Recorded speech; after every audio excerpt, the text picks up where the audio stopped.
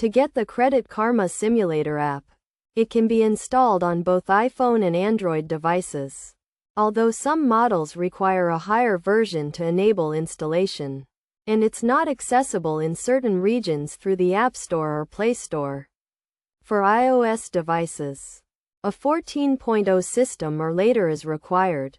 To download the app, go to the App Store, find the Credit Karma app, and click on the icon to start the download.